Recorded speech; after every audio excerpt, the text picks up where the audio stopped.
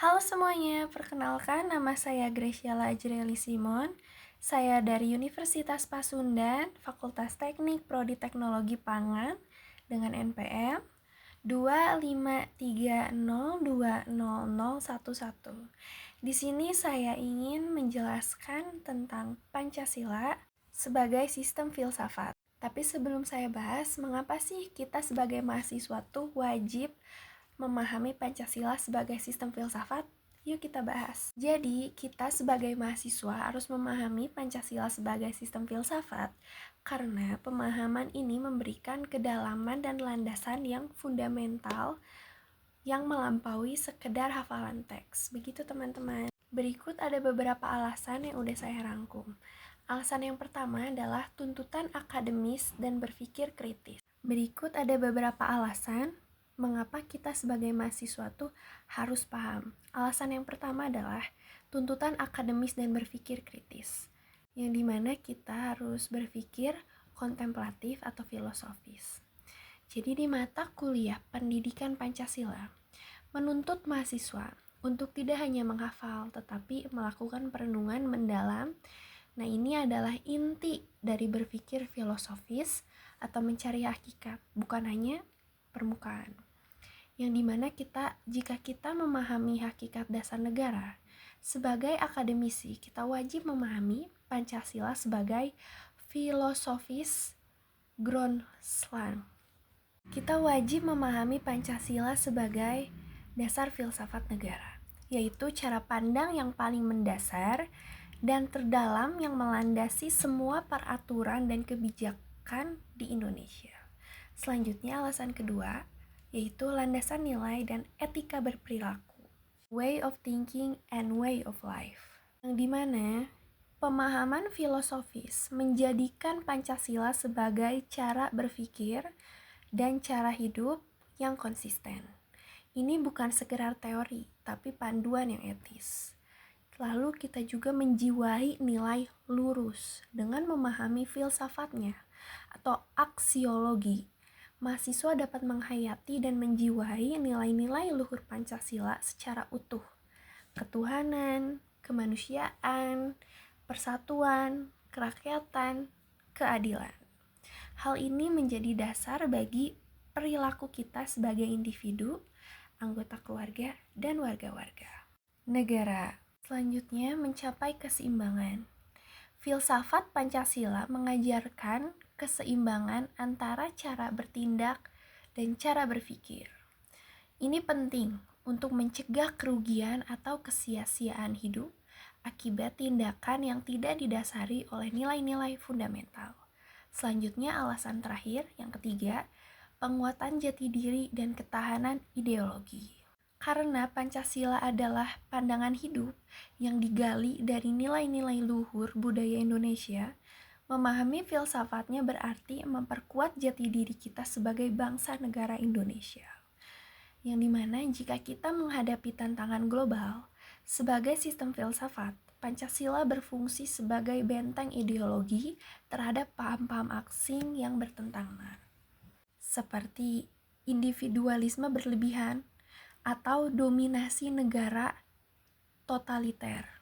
Jadi teman-teman semua, singkatnya, pemahaman Pancasila sebagai sistem filsafat adalah kunci untuk menjadi warga negara yang terdidik, yang matang secara intelektual dan moral, yang mampu mengamalkan dasar negara, bukan karena paksaan, melainkan karena kesadaran dan hakikat kebenarannya. Jadi, yuk kita bahas. Sebelumnya teman-teman, sebelum kita masuk lebih dalam, mari kita ingat kembali bunyi Pancasila. Pancasila 1. Ketuhanan yang Maha Esa. 2. Kemanusiaan yang adil dan beradab. 3. Persatuan Indonesia. 4. Kerakyatan yang dipimpin oleh hikmat kebijaksanaan dalam permusyawaratan perwakilan. 5. Keadilan sosial bagi seluruh rakyat Indonesia. Nah, teman-teman semua, 5 sila ini bukan berdiri sendiri, tetapi saling berkaitan membentuk sistem yang utuh seperti tubuh yang hidup, yang dimana setiap bagian memiliki fungsi, namun semuanya menyatu dalam harmoni. Teman-teman semua, Filsafat pada dasarnya adalah upaya manusia untuk mencari kebenaran yang paling mendasar tentang kehidupan, tentang manusia, dan tentang dunia. Jadi, ketika kita berbicara tentang Pancasila sebagai sistem filsafat, kita sedang membahas dasar berpikir bangsa Indonesia dalam memandang realitas dan nilai-nilai kehidupan. Pancasila bukan hanya kumpulan nilai moral, tapi merupakan hasil refleksi mendalam bangsa Indonesia dalam realitas kehidupannya sendiri. Ia lahir dari pengalaman historis, budaya, dan spiritual masyarakat Nusantara yang sangat beragam. Para pendiri bangsa seperti Soekarno-Hatta dan para tokoh lainnya tidak asal memilih kata. Mereka menggali nilai-nilai luhur dari budaya Indonesia seperti gotong royong, musyawarah, toleransi, dan keadilan, kemudian merumuskan menjadi sistem nilai yang disebut Pancasila. Pancasila sebagai filsafat mengandung 3 hal penting. Yang pertama, ontologi, tentang hakikat, realitas, dan manusia. Yang kedua, epistemologi, tentang cara memperoleh kebenaran dan pengetahuan. Yang ketiga, aksiologi, tentang nilai dan moral yang menjadi pedoman hidup. Yuk kita bahas satu persatu. Ontologi membahas pertanyaan mendasar seperti apa yang nyata, apa hakikat manusia dan kehidupan. Nah, dalam konteks Pancasila, hakikat realitas dilihat sebagai ciptaan Tuhan Yang Maha Esa. Sila pertama menegaskan bahwa seluruh kehidupan bersumber dari Tuhan, manusia, alam, dan seluruh ciptaan adalah bagian dari tataan yang harmonis. Oleh karena itu, manusia dalam pandangan Pancasila bukan sekedar makhluk individu, tapi juga makhluk sosial dan spiritual. Artinya, manusia punya kebebasan untuk berpikir dan bertindak. Tapi, kebebasan itu tidak boleh memutuskan hubungan dengan sesama dan dengan Tuhan.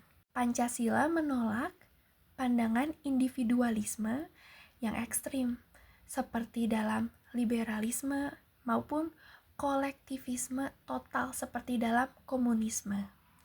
Ia menawarkan jalan tengah, manusia sebagai pribadi sekaligus bagian dari masyarakat.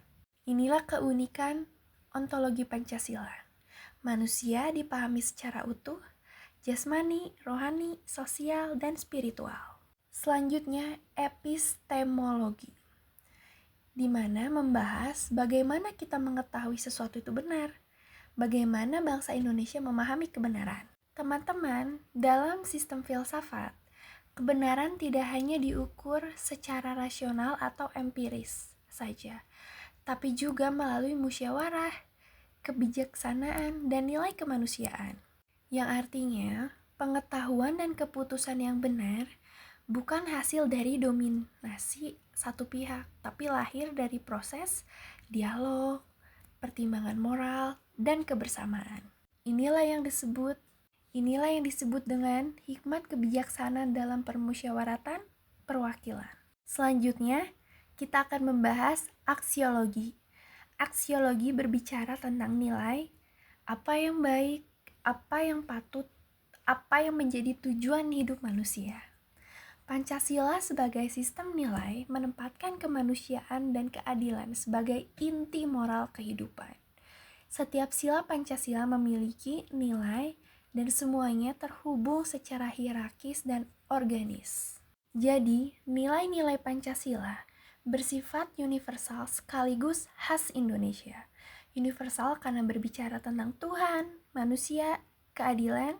Khas Indonesia karena tumbuh dari budaya gotong royong dan musyawarah. Lalu, apakah Pancasila masih relevan di tengah arus globalisasi, teknologi, dan tantangan modern? Jawabannya, sangat relevan.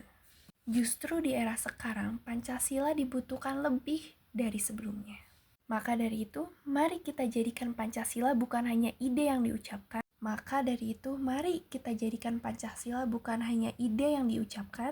Tapi nilai yang kita jalani setiap hari. Sekian dari saya. Terima kasih.